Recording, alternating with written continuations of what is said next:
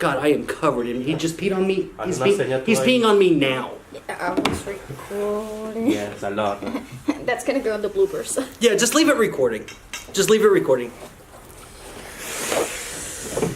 I don't get it. He's peeing again. Sí. ¿Por qué? Oh my God, he's peeing on me so bad. Dale más, It's dale fine. más esto, dale más. Step out of the camera. It's Cut, fine. cut, It's cut, fine. cut. No. It's fine.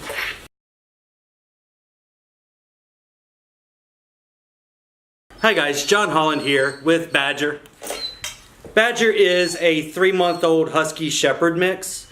I've been training professionally for about 12 years, and one consistent thing that people struggle with is housebreaking.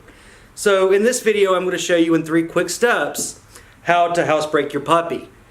The one thing you want to make sure that you remember is that you have to be consistent with your new puppy. And it does take a couple of months to get that dog really consistent in knowing where it's supposed to eliminate and where it's not. So keep watching. Hi guys, John Holland here with Holland Canine Services again. Again with Badger. This time Badger's in his crate. The first thing you really need whenever you're housebreaking is to get a crate. The crate should be just big enough for the dog to stand up and turn around in. It shouldn't be any bigger than that. Now, if you get a crate that's bigger than that, they usually make dividers, or they'll come with a divider. So you can make that crate a little bit smaller so the dog can grow into it as the dog gets older and bigger. The next thing is to not have any bedding in the crate whatsoever. I never put bedding in with a small dog like this or with a puppy because there's a chance that they're going to eliminate on it, and you may not even know it, especially if you have a smaller breed.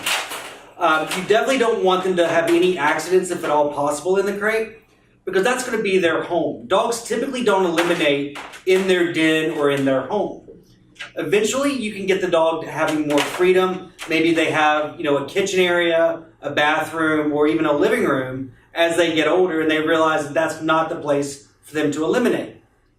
So once you have a crate, next thing you're going to want to do is you're going to want to get a really strong schedule that you can commit to. So, for instance, I wake up, when I'm working with the puppy, I get up, I take that puppy out immediately. As soon as I wake up, I get up at the same time every day when I have a puppy with me. That's going to be 5 or 6 a.m. Dog goes straight outside to eliminate. I always reward the dog when they go outside and eliminate, so I'll give them a treat, I'll praise them, and I always put it on a keyword, like go potty. That way, whenever the dog gets a little bit older, they recognize what it is you want them to do. I always take them to the same spot, too. So once the dog comes in, I will give breakfast. I only leave food down for about 15 minutes at a time. So if the dog doesn't finish breakfast, then I take the food away and they wait until dinner. I also don't give water unlimited access to water.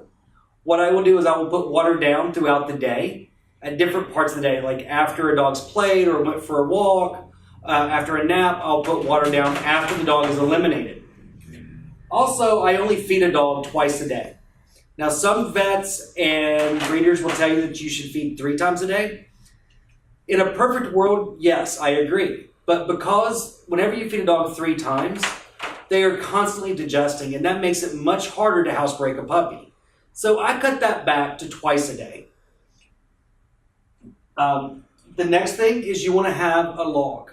Now that log, you should document all elimination, all food, all water.